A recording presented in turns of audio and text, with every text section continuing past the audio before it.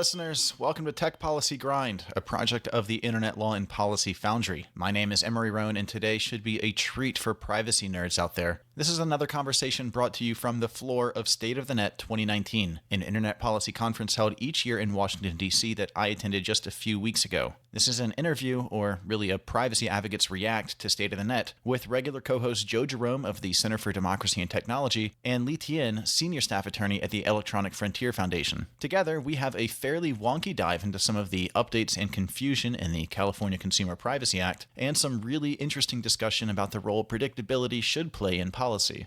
We briefly cover the recent Illinois Supreme Court case Rosenbach v. Six Flags and the importance for the Biometric Information Privacy Act and informational and privacy injuries in general. And of course, we place our bets on whether or not we'll see a federal privacy law this year.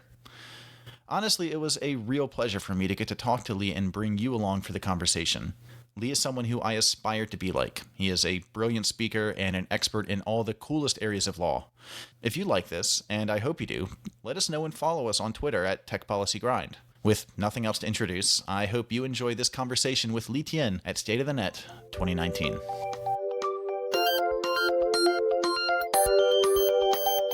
I want to thank Lee for joining us today. Lee Tien, our fellow advocate over at the Electronic Frontier Foundation, senior staff attorney and Adams Chair for Internet Rights. Is there any other background or bio I need to plug for that? Nope. That's good enough for me. You were on a panel earlier today, or at State of the Net 2019. The panel was titled... Well, there's two privacy panels. There's a privacy panel that's looking at federal law, and then there's one that's looking at CCPA and GDPR. So, yeah, that one. Right. Was this pressure cooker? What does GDPR and the California Consumer Privacy Act mean for Washington? Better title. Yeah. Yes, but still a vague, ambiguous, and Rorschach bloody kind of title. And as you saw, we didn't actually talk very much about the title. We were talked about the history of CCPA, and then we actually talked a lot about about approaches to privacy regulation.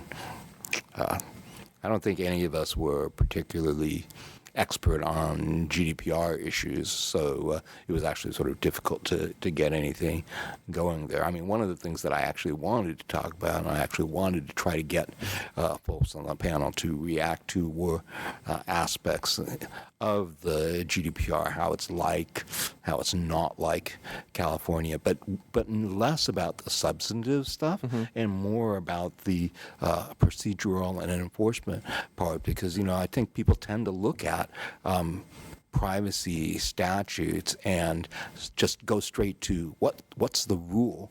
But, in the real world, it's not what the rule is. It's about who's enforcing it, what kinds of remedies there are, what kinds of transparency, what kinds of investigations that you're able to do, how broadly are the stakeholders actually going to be moving. One of the things that I think is really interesting about GDPR, but which sort of disconfirms a lot of people's, I think, sort of surface arguments, is that, they're going, GDPR is this thing that's going to be more predictable than California, and so if we're already complying with GDPR, why should we have to comply with California? And there's just no way that there's anything predictable about GDPR. Actually, I love that point that you brought up in the panel earlier, and when you were talking about, the criticism that, this is unpredictable. It's like, well, everything is.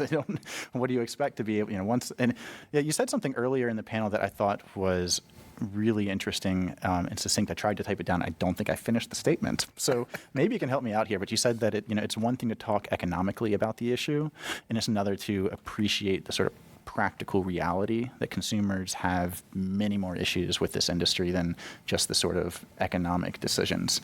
And I don't know, I'd love to hear you unpack that a little bit. Yeah, well, I think that, when I was talking about it on the panel, I was reacting to Neil Chilson's, point of view, which is that we need to be focused on consumer injury.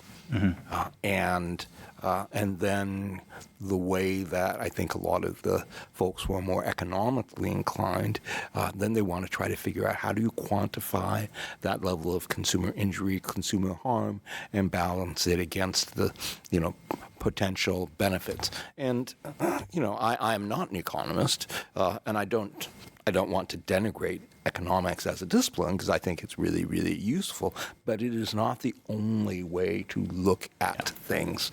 And if we're talking about laws in the United States, then we are talking about what people think and believe.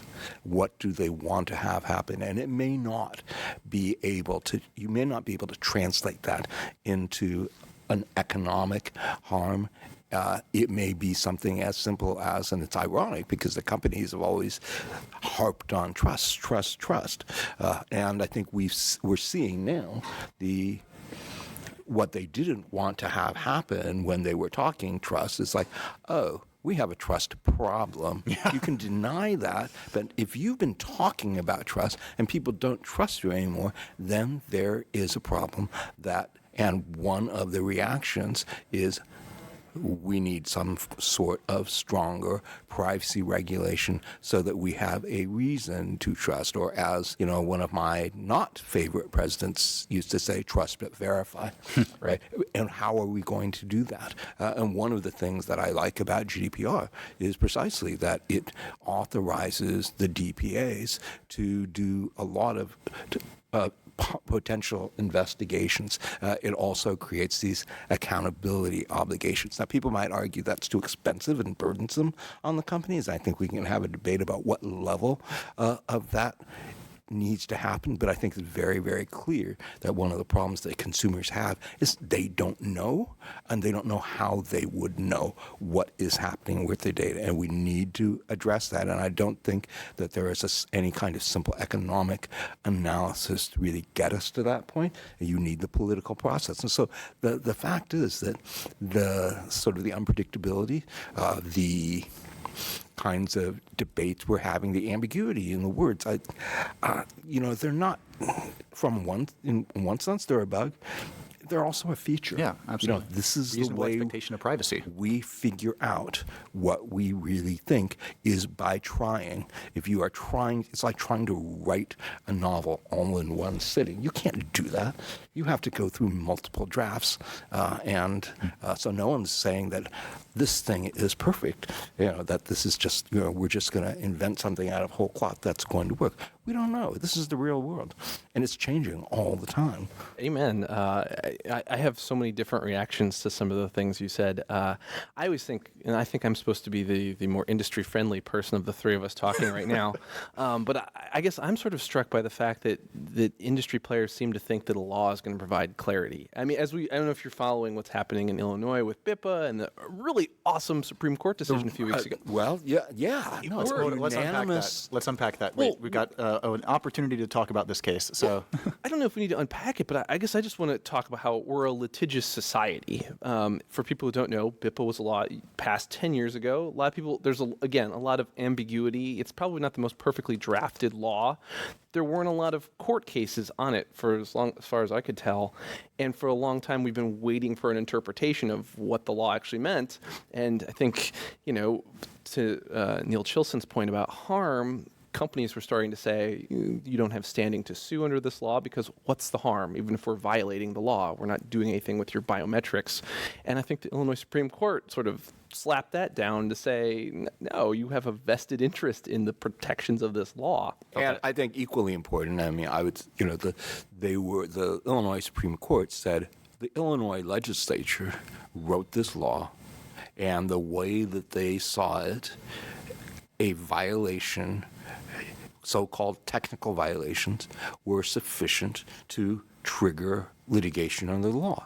And that is the area where, sort of under the guise of policy, there have been a lot of attempts by the companies, or I won't say attempts, it's been the sort of the default that unless you really were able to show some kind of affirmative harm on your part, that you shouldn't be able to use the laws that we've actually had on the books for ages, right? I mean, you go to the Spokio case, which is a Supreme Court case, around whether or not a person could actually use certain statutory provisions of the Fair Credit Reporting Act when there was an actual violation by the company. And the problem that the Supreme Court had, and which many courts have had, is, well, it seems like this wasn't exactly harmful. So do you have, the requisite injury required under the federal Constitution?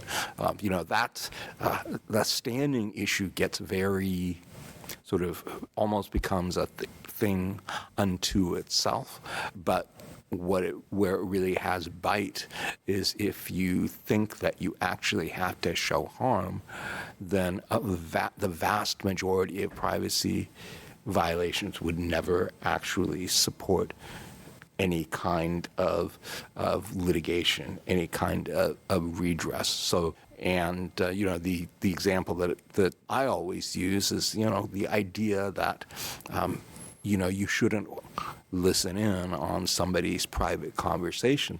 I don't think anyone would argue that somebody has to take what I said and then use it against me in order for that to be perceived as an infringement on my privacy. The mere fact that you're not the person I was talking to, but you're listening in, and I have no idea that you are, that's enough. I was reacting to the previous panel. I think it was Neil. I don't mean to beat up on you, Neil, if you're listening. Please come on the show. No, we got to beat up on Neil. That's the point. That's what Neil's I was reacting to one of the things where he said that, the harms from GDPR, there's some preliminary evidence that if we're concerned about innovation, that's something to be concerned about, but which I think is all rebuttable. Yeah, totally. But the thing that I'm reacting to is saying, but we're not clear if there's really any benefits to the GDPR yet. And to that I say, well, except for the fact that there are tens of thousands of Americans that have already requested and asserted their rights under the GDPR to American companies serving Europeans. Like, that act alone is a benefit to me. The idea that they took control back of something that for them was clearly something that bothered them is itself a tangible benefit. And if that is a tangible benefit, then the opposite of that feels like it should be a tangible harm. But I agree. And transparency / disclosure is actually sort of a generic class of things that doesn't fit neatly into that harm sort of model, because we're hearing the companies say, yeah, we understand there needs to be more transparency and disclosure. And yet it's just as hard to say, oh, because I don't know X, how have I been harmed?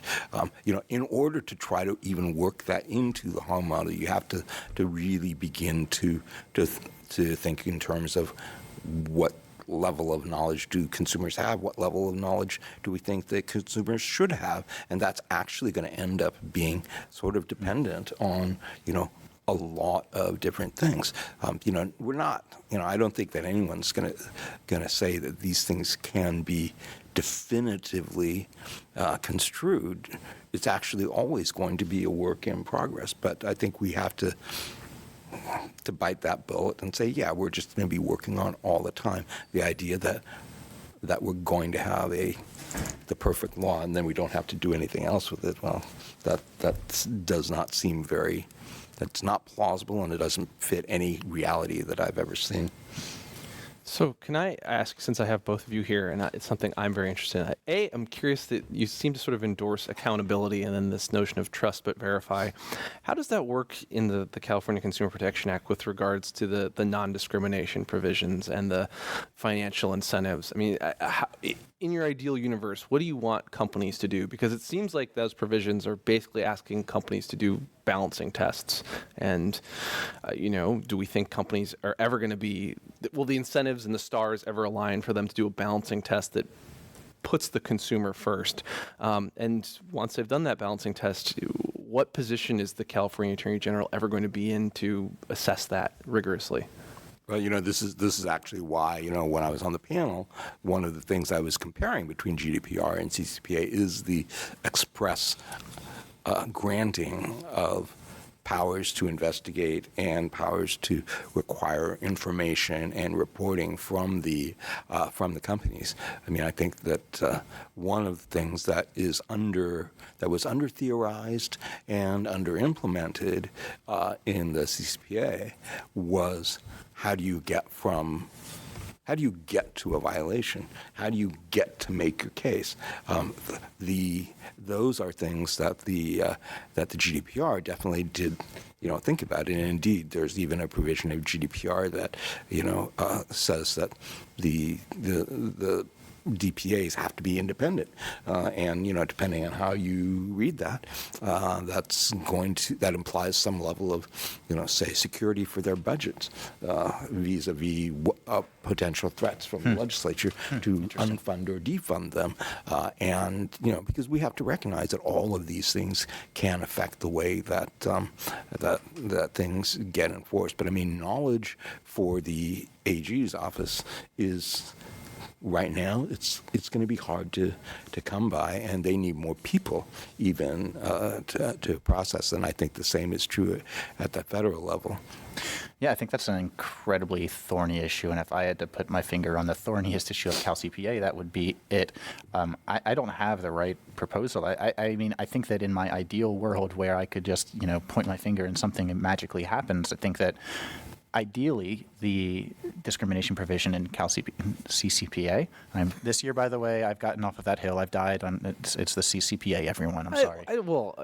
This is another conversation, but we all live and die by acronyms. So maybe we should all just never use acronyms. All right, fair enough. So the discrimination provision in the California Consumer Privacy Act, it was, in my mind, designed to ensure that at the very least consumers are aware of the value of their data. It is a difficult provision. It was a much clearer provision in the ballot initiative. Yeah. Yeah. And then when in the AB 375 process, it accepted the Section B, I think it is, with two different seeming exemptions. And once you got it to that point, my own very sort of frank parsing of the language is, I think this is like semantically zero. Yeah. I am not sure that it means anything right now, and because it takes away from the company something in Part A, and what it gives back in B1 and B2 seems to be coextensive with Part A. So right now, certainly from a legal ambiguity standpoint, it's probably one of the best examples in the statute of something that was well-intentioned and then through the legislative process sort of became unmoored from any reality. Now, I do not think, although I don't know because I was not the author, it was intended against kinds of rewards programs that create incentives for you to continue to do more business with that particular entity, so like frequent flyer type programs. I don't think that that's actually what it was intended to hit. I think that people are right in saying that it's hard that it did not do anything like the job of discriminating between those two kinds of situations. And so that's going to be our job in the continual redrafting process to try to focus it more. But, if there's any kind of, I think it is very clear that it was intended to say, yeah, these practices where you're already paying for stuff, and actually you should be paying us more. So have you started working on actual legislative language? I know certainly from CET's perspective, we went back to broadband privacy where we had like a 5-part test. And part of it had to do with, and I hate to bring up the ITIF privacy framework where they start slicing and dicing based off of not just sensitivity, in quotes, of data, but also, I guess, essential services type thing, which is why, again, in broadband privacy, these things make sense. What that means for the digital economy writ large, I don't know how you slice and dice that and then ask the AG to make a determination of. Well, so one of the interesting things about the way that provision is in the California law is that the AG's office actually has a statutory sort of role or authority to provide guidance with respect to the financial incentives provision. This is a specific, it's a specific thing that I don't believe exists with respect to a lot of the other language in the bill. So, in the law, in the statute. So I think you will see that question being addressed sort of in parallel, and we'll see what ends up. But I guarantee you that the AG's office is taking input and will get suggestions on how they should word their guidance on financial incentive, and at the same time that the legislature will be looking at it as well. But, it's very much a work in progress. So that's the California work being done with EFF right now. I've got EFF and CDT at the table, and I think the last question that you were asked on your panel was, over under, if you were a betting man, what was the odds of a federal privacy bill? I think you put it at 10% this year. I think I'd probably put just about there. Joe, I was wondering, I gotta get you on the air, and let's hear you. I like the 10% line. So the best expression I've heard from anyone about this is that the GDPR made it a 10% chance. CCPA made a 20% chance. Cambridge Analytica, writ large, all of that stuff, add another 5. So we're at a 25% chance, which seems like not a big chance, except for the fact that no piece of legislation at the federal level has much of a chance at all. Most bills have a 1% chance. So a 25% chance is actually a tremendous opportunity, and that's why my organization is certainly enthusiastic about what could happen at the federal level. And so since we don't all use the same numerical scales, my agreeing with my fellow panelist on 10% was intended to say small. Mm-hmm. I probably should have said, if I were using Joe's scale, I would have said 1%. Seriously. And this is just, my read of what legislative priorities of the respective parties in an election year where you're coming off of particularly strong, midterm showings by what had previously been the minority across the board. Mm-hmm.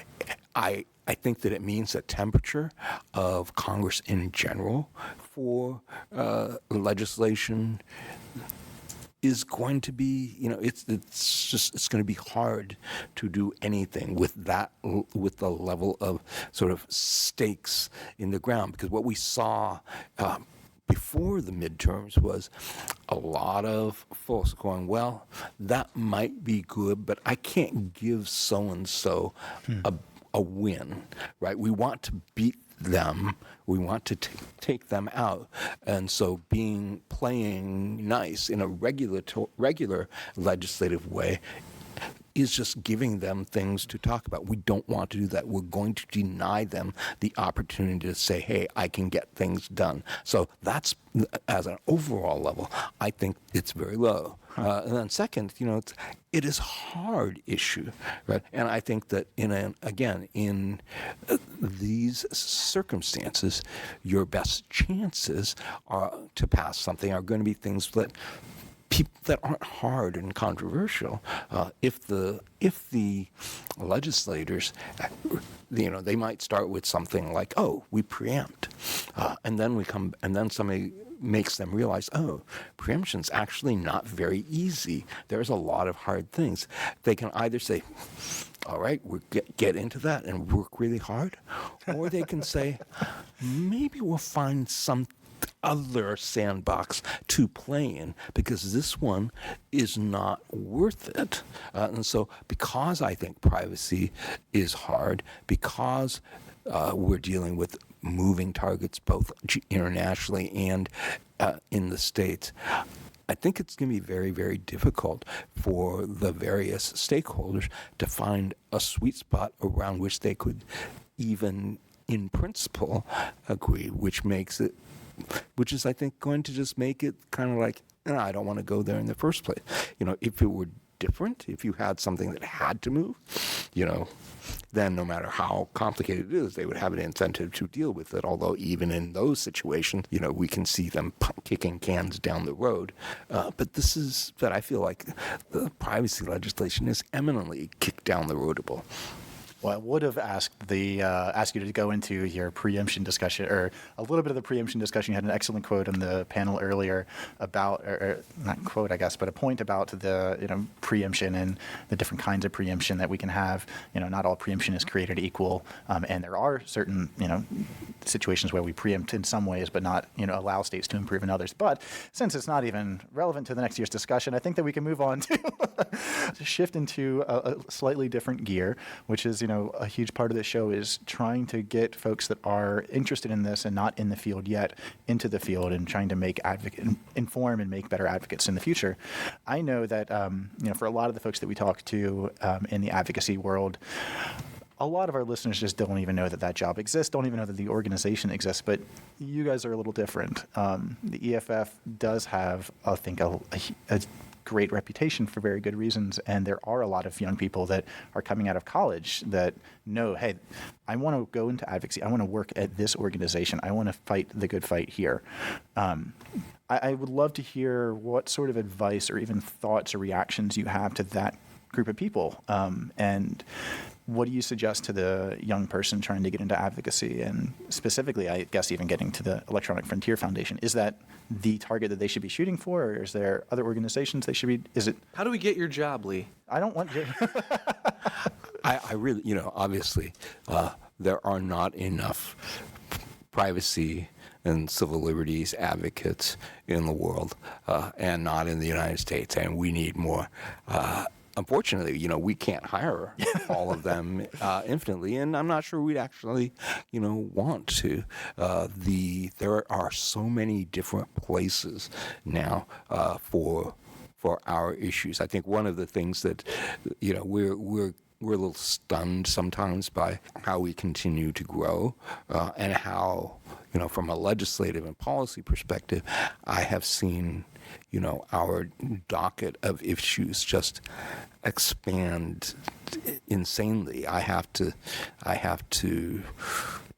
really cull issues so that we can be effective in what we do. But this is why people who want to do technology and civil liberties need to be all over the place, right? I mean, Totally. I wish that the AARP had more technology and speech and privacy people. I want, every immigrants' rights group to have folks that are trained in those ways. I want healthcare advocates to understand this stuff so that they can, understand the issues around electronic health records and consent. I mean, transportation, city planning, smart cities and surveillance. It's everywhere, right? So, I guess what I would say is,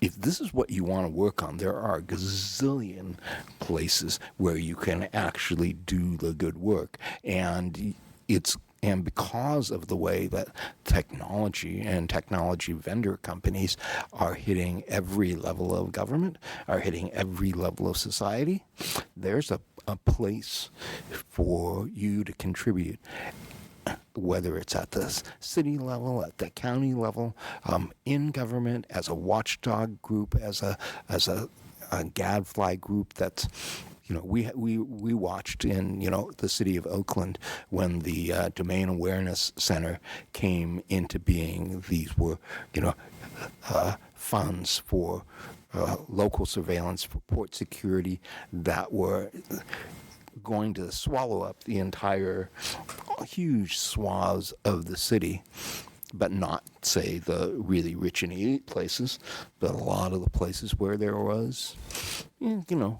people who were not necessarily the same as the elite wealthy. We generated, or came out of that, was Oakland Privacy Group that sort of indigenously just really sprung up to protect the citizens of Oakland. And that kind of work has led to, has intersected with the ACLU, work on anti-surveillance and surveillance transparency and democratic control of surveillance in cities and counties. And that we need all that too. I mean, EFF works in D.C., EFF works at the states, but we're not big enough to work in every city or every county. Are you not franchising yet? Come. Lee, I want to thank you so much for joining us. This was an excellent chat. Glad that we could pull some other privacy advocates in the room and have a privacy advocates react. So thank you so much. Thanks very much, Emory.